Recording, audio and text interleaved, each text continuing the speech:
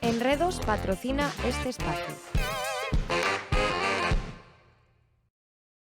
Amigas e amigos, aquí comeza unha semana máis o Xornal Escolar.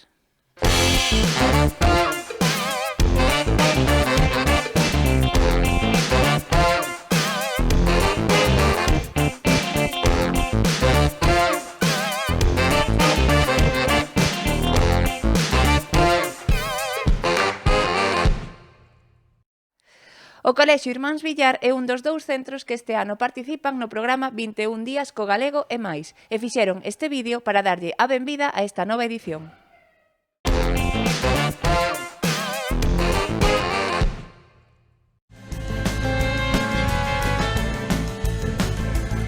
Ola, boas tardes.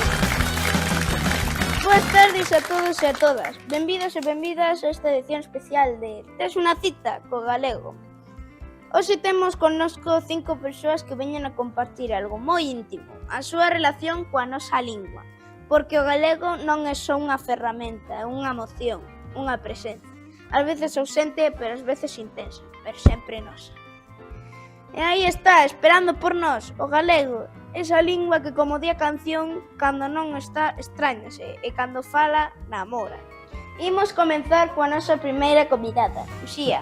Hola, boas tardes. Hola. Que tal ti? Uxía, ti és nova, pero sei que o galego ten un lugar moi especial na túa vida. Como vives? Para min o galego é como unha amiga que ás veces esquecemos chamar. Cando en universidade, ás veces falo castelán, pero cando volvo a casa e falo ca miña avoa, sinto que volvo a ser eu. Como di a canción, cando non estás, extrañate. E aquí temos o seguinte convidado. Manuel, adiante. Boas tardes.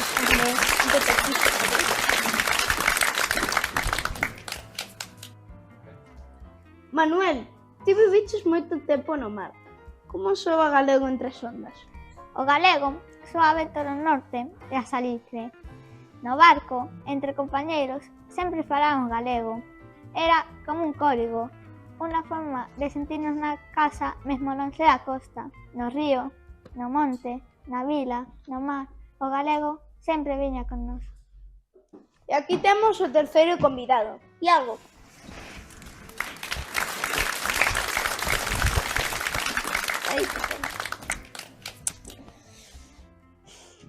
Iago, ti faz música urbana. Como encaixa o galego nese mundo? Ao principio pensaba que non cadraba, pero un día escribín un tema en galego e foi como abrir unha porta. A xente conectou. O galego ten ritmo, ten forza. Unha palabra túa faime enamorar, pois iso pasa cando rimas en galego. Un aplauso para Iago.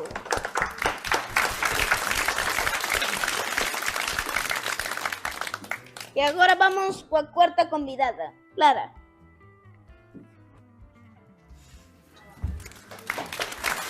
Aí. Lara, ti falas para milleiros de seguidores cada día. Como leva o galego ás redes? Con orgullo. Ao principio tiña un pouco de medo de que non me entendesen, pero agora sei que o galego tamén pode ser viral. Eu falo como son. Eu quero falar así, de a canción, pois eu tamén. Un aplauso para Lala.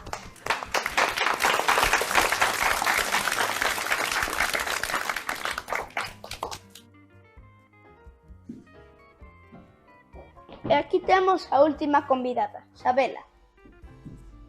Hola.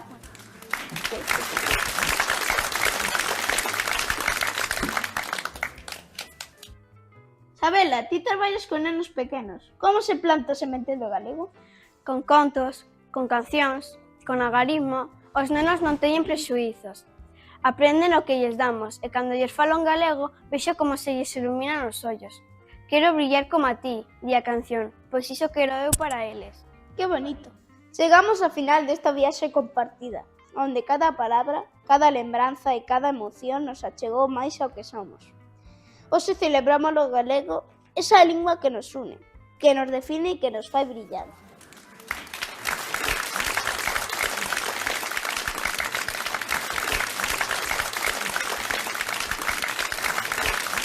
Gracias por estar aquí, por sentir, por falar, por cantar co galego. Levade este sal convosco, que vos acompañe no camiño, nas palabras, nos soños, porque máis que nunca tes unha cita co galego e o galego ten unha cita contigo.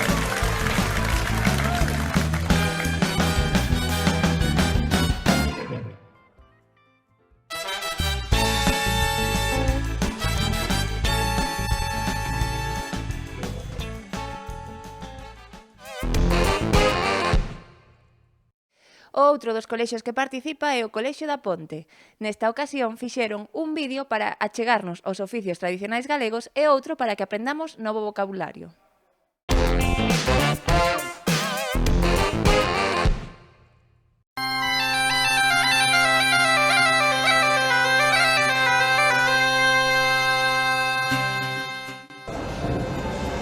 Ola, somos o alumnado do CEIPA Ponte e hoxe queremos levarnos a facer unha viaxe polo tempo, máis concretamente ao pasado, a un tempo cheo de oficios.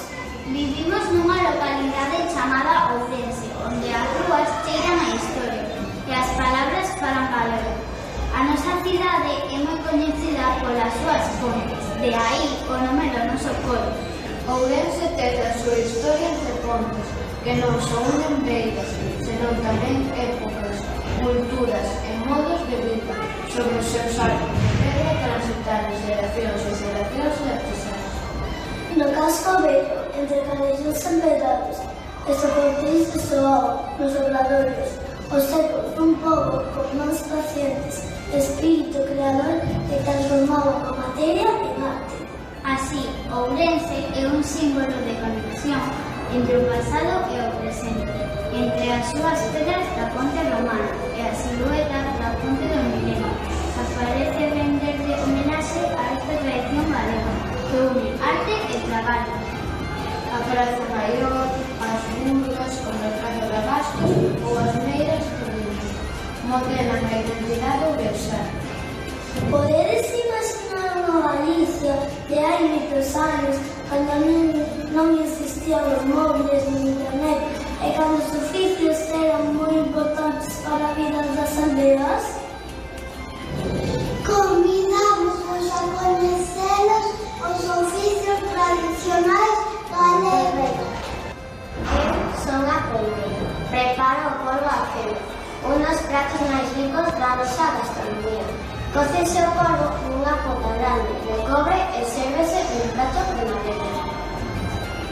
Un chisquillo sal, aceite, pimento e listo. Non vos parece curioso que o mellor polvo de Galicia sexa o de Carballiño, en Ourense? Nós, unha provincia sen costa?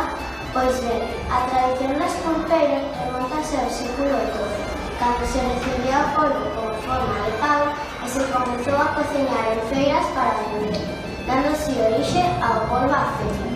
Así que, aínda que Ourense non teña mar, ten algo máis importante: a mestría de transformar un produto do Atlántico nun emblema do corazón de Galicia. Outros dos oficios tradicionais galegos é o oleiro. Eu son oleiro e traballo o barro.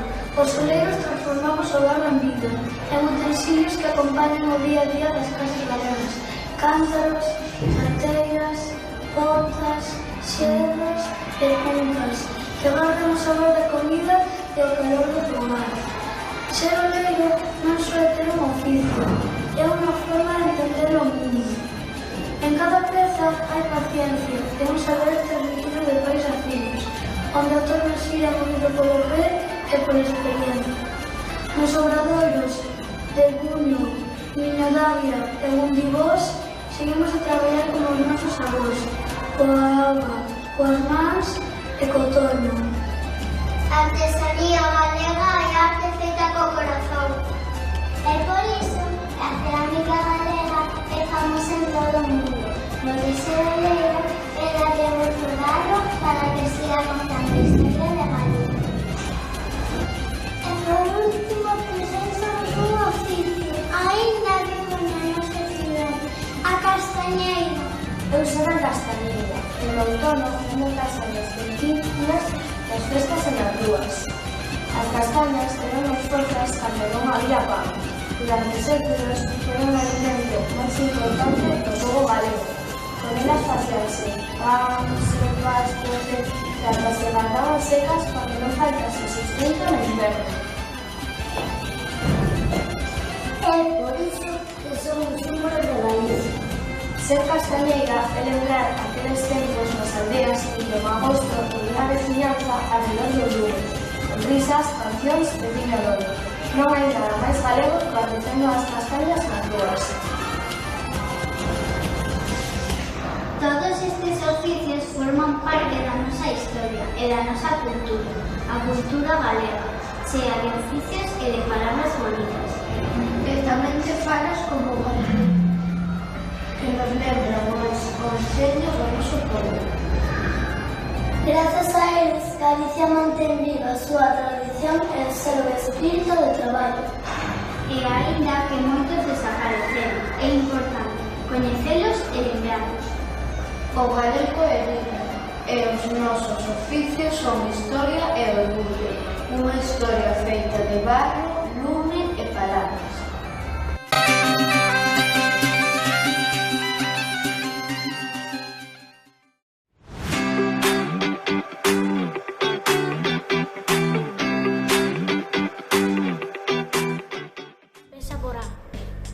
Persoa que viaxa ao espazo en naves espaciales para explorar os planetas e as estrelas.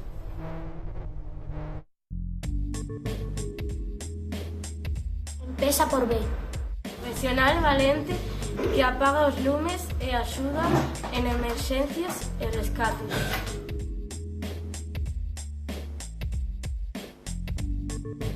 Empeza por C. Persoa que traballa en un restaurante preparando pratos deliciosos e organizando a cociña.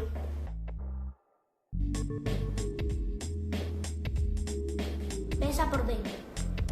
Médico especialista que coida a nosa boca, revisa os dentes e cura as caries.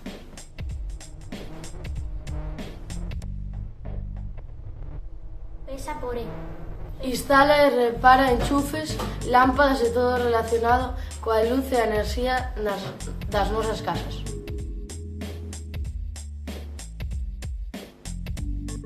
Empeza por F. Profesional que fai retratos ou captura imaxes de paisaxes e eventos coa súa cámara.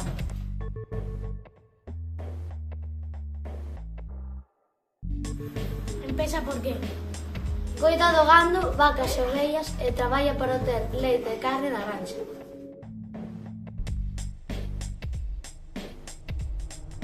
Empeza por H. Persoa que traballa nun hotel atendendo aos hóspedes ou dirixindo o negocio.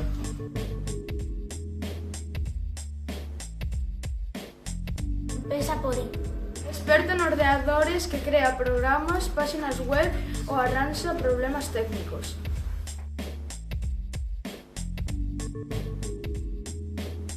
Empeza por L. No campo, sementa, coitela e coida dos animais da granxa. É unha palabra moi nosa.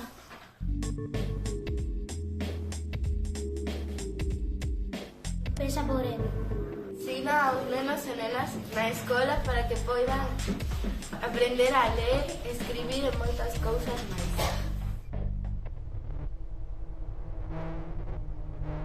Empeza por N. Deportista que compite na auga percorrendo as piscinas a gran velocidade.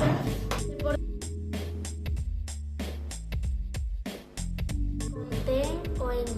Profesional creativo que imagina e dibuxa como vai ser a roupa, un edificio ou un obxecto antes de facelo.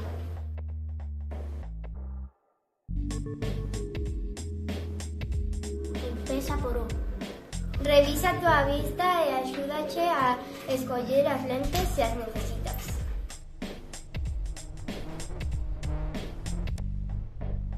Empeza por P. Garda a seguridade nas rúas e protexe aos cidadáns dos perigos e os ladróns.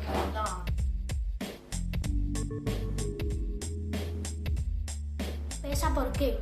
Científico que traballa nun laboratorio mesturando sustancias e estudiando a materia. Empeza por R. Reparte o correo, as cartas e os paquetes polas casas montando nunha bici, moto ou furgoneta. Empeza por S. Guían nas playas e nas piscinas para que ninguén afogue e axuda se hai perigo da auga.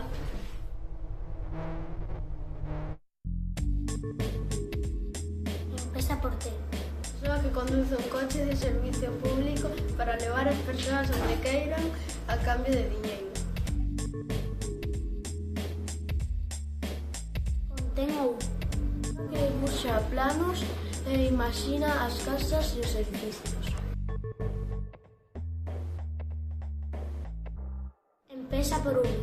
Médico que cura e coida dos cans, gatos e os animais de todo tipo cando están enfermos.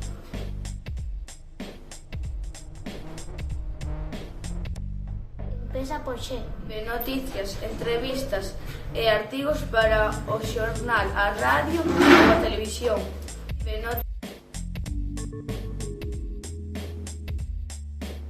Empeza por Z. Artesán que fabrica, vende ou arranxa zapatos e botas.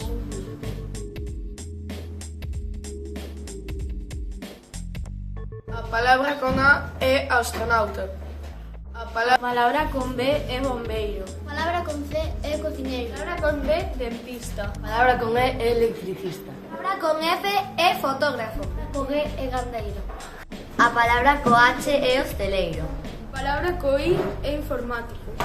A palabra co L é labrego. A palabra co M é mestre. A palabra co N é nadador. A palabra que contén ñ é deseñador. A palabra co O é oculista. A palabra co P é policía. A palabra co Q é químico. A palabra co R é repartidor.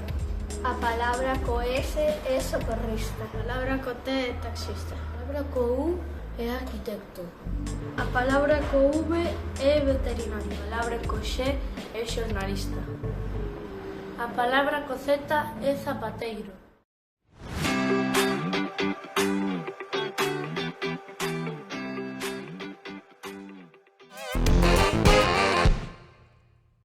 E chegou o momento dos consellos de saúde para os máis pequenos. Presta moita atención ao que nos conta esta semana a doutora Olga Fernández na Escola de Familias.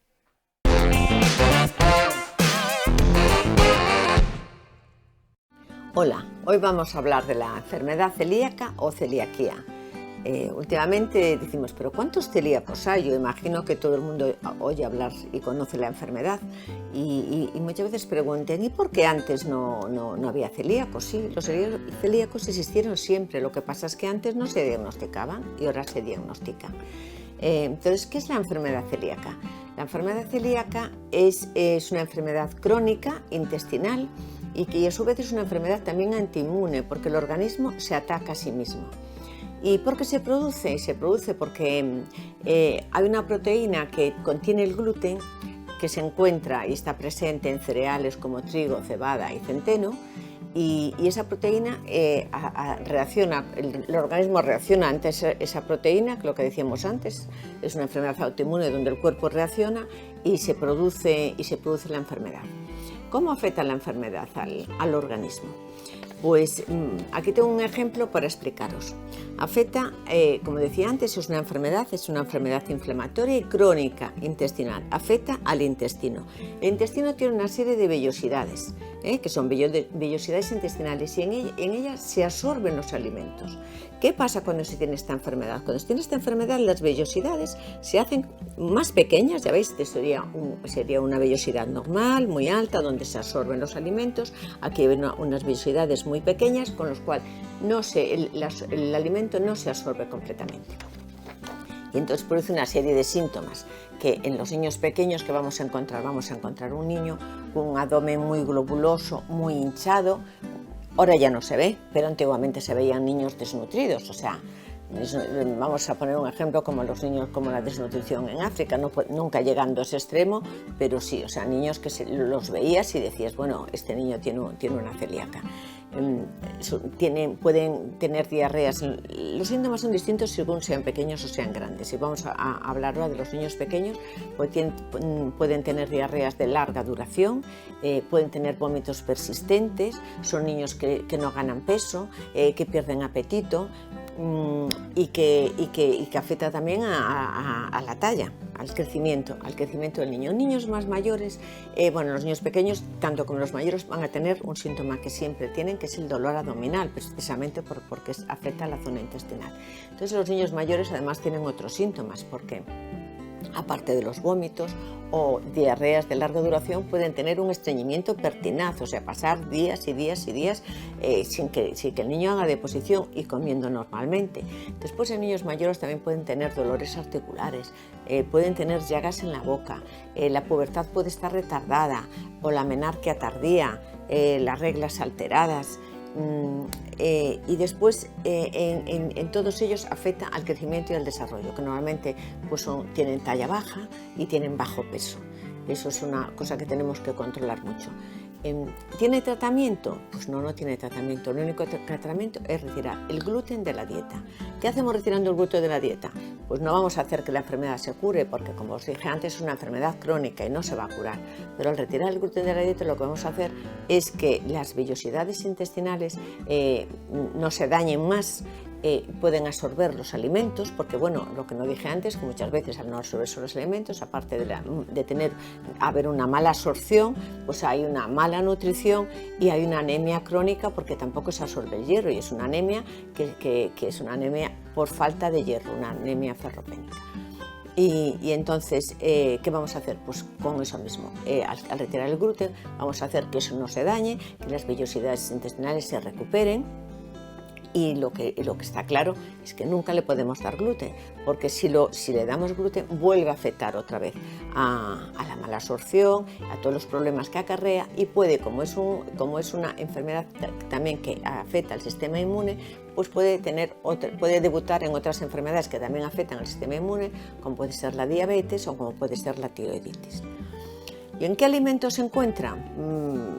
El gluten pues se encuentra en la mayoría de los alimentos normales que comemos, como pan, todo tipo de harinas, ya sea empanadas, pizzas, luego en muchísimos productos procesados, la bollería industrial. Lo que tenemos que tener mucho cuidado son sobre todo cuando vamos a comprar al supermercado en alguien que es celíaco, porque hay que mirar rigurosamente la etiqueta, porque muchos alimentos, sobre todo los procesados, van a tener trazas de gluten y nosotros no lo sabemos, pero sí van a tener trazas de gluten, porque en los aditivos, en los colorantes, en los conservantes, en todo eso puede tener gluten. Por ejemplo, vamos a comprar pimentón, pues tendremos que ver pimentón que ya pone no contiene gluten. Entonces tenemos que comprar alimentos que ya vamos a ver que no contengan gluten. Es muy importante cuando dice ¿cómo debemos de saber todo esto? ¿Qué nos puede informar todo esto? El mejor que puede informar es la Asociación de Celíacos, porque os da unas pautas os va a tener al día de todo, os va a explicar todos los alimentos y cómo vienen especificados cuando se va a comprar el súper. De todas formas, en los supermercados, y dado que hay tanto celíaco, ya hay están especiales solo para alimentos alimentos aptos para celíacos. Si vamos a un restaurante, pues igual ya tienen el pan para los celíacos, ya tienen todos, o sea, hoy en día no hay ningún problema en ir con un celíaco a un restaurante, a ningún sitio, porque ya todo el mundo está preparado, porque sí, evidentemente vemos que hay muchos celíacos. Aunque se calcula que 1 de cada 100 personas tienen una enfermedad celíaca, hay muchísimos celíacos que todavía están sin diagnosticar. O sea, hoy en día pues tienen dolores abdominales ocasionales o una serie de síntomas que son leves, porque además cuanto mayor es la persona, más leves son los síntomas, entonces no se diagnostica. ¿Y cómo es el diagnóstico? Pues el diagnóstico es haciendo una analítica de sangre y ver los anticuerpos que el cuerpo reacciona si tú tienes la enfermedad. Ahora los expertos ya desde hace ya unos pocos años han dicho que ya no hace falta hacer biopsia intestinal. Cuando hay una cifra muy alta de anticuerpos en sangre, que nosotros consideramos que ya es muy alta, entonces ya con eso se diagnostica y ya sería excepcional el caso en que ya tengamos que hacer una biopsia intestinal. Y bueno, pues un poquito eso es todo. Yo creo que más o menos os dije todo. ¿Qué es lo que puede comer el niño? Que es verdad que me olvidaba, pues puede comer pues todo tipo de frutas, todo tipo de verduras, todo tipo de hortalizas, puede tomar carbohidratos, por ejemplo, bueno, todo tipo de pescados, de huevo y de carnes. Con respecto a los carbohidratos, pues entonces tendrá que dar carbohidratos como puede ser el arroz, como puede ser la quinoa, como puede ser el maíz. Y luego siempre haciendo como un poquito de dieta equilibrada, pero quitando pues trigo, cebada y avena, que es los que contiene gluten y los que le van a producir la enfermedad, pues todo lo demás lo pueden comer. Pero luego mucho cuidado, porque a la hora de cocinar pues siempre tiene que ser aparte, si hay en casa un celíaco tiene que ser aparte, porque es muy fácil que se contamine con cualquier harina o con cualquier producto que contenga gluten. Pois ata aquí chegamos no xornal escolar desta semana. Lembrade que volvemos dentro de moi pouquiños días e que podedes enviarnos os vídeos das actividades que fagades nos vosos colexios ao enderezo xornalescolar@telemiño.com. Aquí vos agardamos. Chao!